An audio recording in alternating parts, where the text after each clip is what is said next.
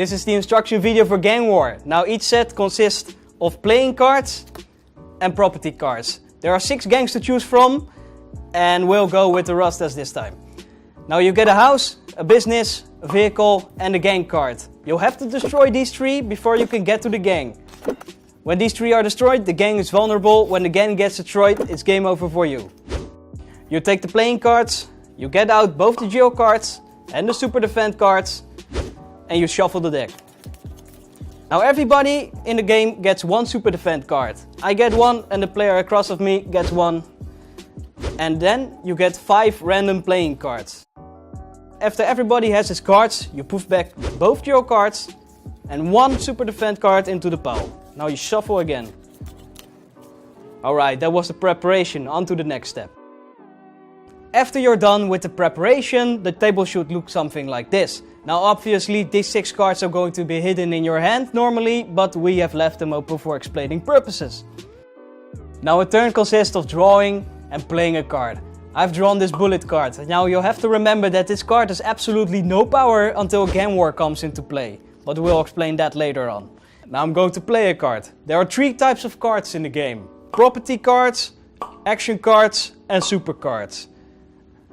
Now with this card I can choose to either attack the other player's house or vehicle. I'm going to attack the other player's house.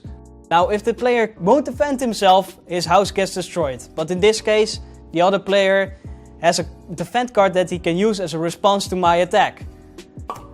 Now look at the icons. Red attacks, blue defense. And that was my turn. Now it's the other player's turn.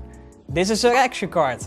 He could choose to repair one of his destroyed properties if one was destroyed, but everything is intact, so he can save it for later. The other player chooses to attack my business.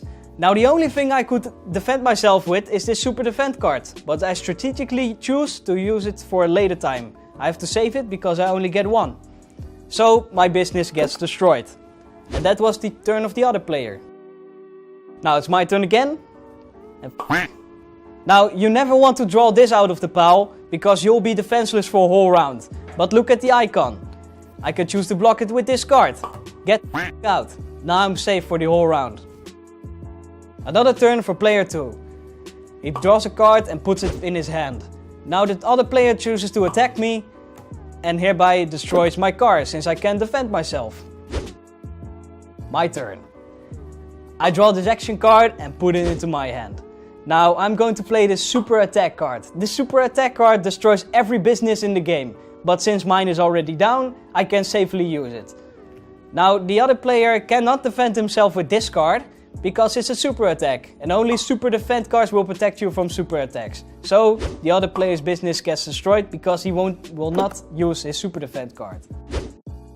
Now it's the other player's turn. He draws a card and puts it into his hand. Now he decides to throw a Gangwar. Shit's about to go down. This is the most powerful card in the game. There are 2 bullets on there and he chooses them to fire at me. Now, I'm going to use my super defend card. If I hadn't saved this until now, I would have been dead since I have only 2 properties left. So now the super defend card gets removed from the game. Now a Gangwar has started. Every player gets to use 1 bullet card. I choose to fire this at him. Now he's going to defend himself and the super defend card is removed from the game. Since the other player is the initiator of the Gangwar, he gets to use 1 more bullet card. This bullet card has 2 bullets and he fires them at me, which means it's game over for me since I have no more super defend cards left. And the other player wins. Now this is Gangwar. Quick to play, quick to learn, but very strategic. Now go play the most brutal card game on the streets.